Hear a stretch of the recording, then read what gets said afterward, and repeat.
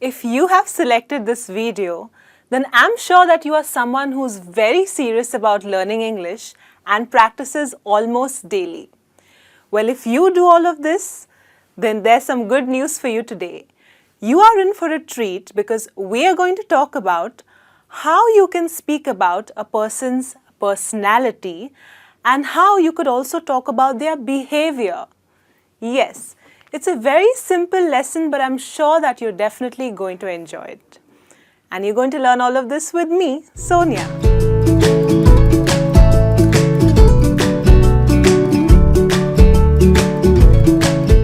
So it says using be and being. Now let me firstly tell you, when I talk about the word be, I'm talking about forms of the verb to be, which means you would use words like is, am and are in your sentence. So let's look at the very first example. The boy is playful, okay? Now when I say the boy is playful, what am I talking about? Am I talking about his personality?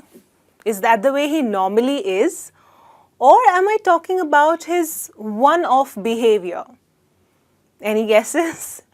Okay, well when I say the boy is playful, alright, I'm using is, which is a form of be, okay, and here I'm talking about his personality. This is how this boy is normally. That's his personality. He has a playful personality. He's a very cheerful little boy, alright. This is how he normally is. Okay, and here there's another sentence. It's slightly different. I'm sure you can tell me the difference. The boy is being playful. Yes, remember I told you we're going to use being in your sentences. When I say the boy is being playful, I'm talking about his behavior.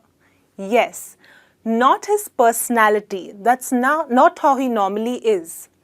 Say for example, if you know of someone who is normally very timid, very shy, very quiet by nature, but suddenly one day you see them very playful, they're being very naughty and they're fooling around. So you will say, hey, you know what?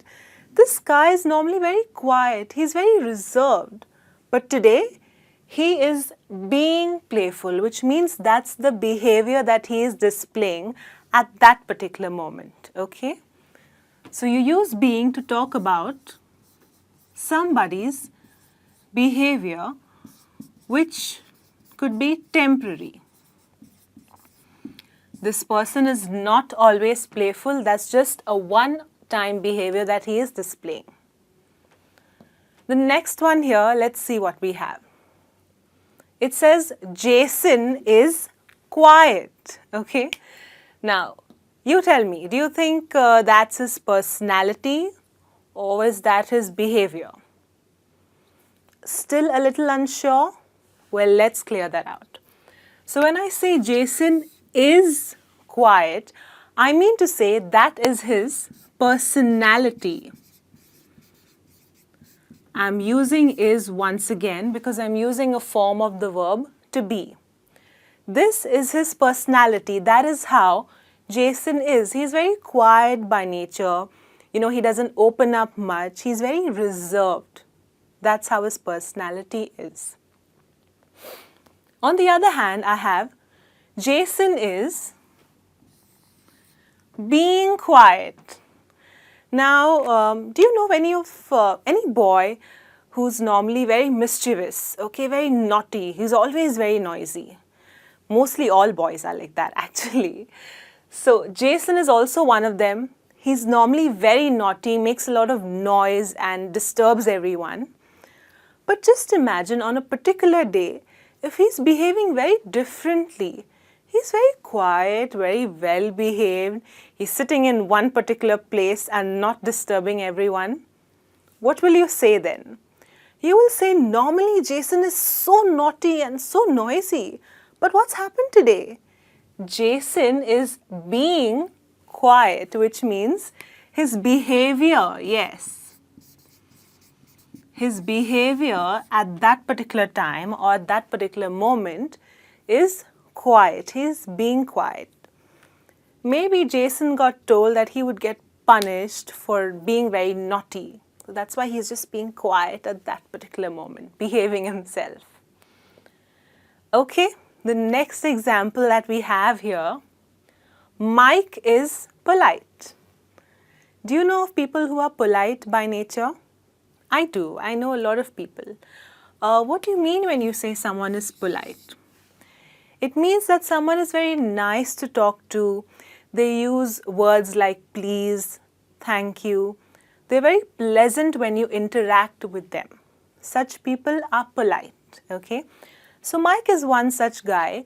He is polite, which means I'm talking about his personality, yes. This is how he is normally. He's always very nice and very polite, okay?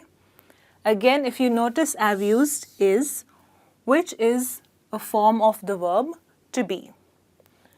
And the next one here, Mike is being polite, okay? Major difference. So if we have another Mike who we know, and this Mike is normally a very rude person. You know, there are rude people also who, always try and embarrass people, or they say bad things, or they have an angry tone. So you find such people to be rude. They are not nice, basically. They are exactly the opposite of nice. They are rude. So if you know a person like that, okay, who's always rude, and suddenly at one moment you find them to be very nice and very polite, and you wonder something's very wrong, something's very fishy. So you say, I'm not sure what's happening here, but Mike is really being polite. And that's very surprising, okay? So that is a behavior that Mike is displaying. That's not his personality, that's not how he is, okay? So this is how, guys, you can differentiate and talk about someone's personality, okay, using forms of the verb to be. And if you want to talk about someone's behavior, a one-time, one-off behavior, a sudden change, you simply need to add the word being. As simple as that. Now, test time for you. If you have understood truly the difference between be and being and how to use them, then you should be able to take this test very easily, okay? So let's look at the first example or the first sentence. Elaine is dash thoughtful. Now I'm talking about Elaine's behavior. Notice this. It's not her personality, it is her behavior. So what do you think? Should there be another word here, or should we just leave it blank?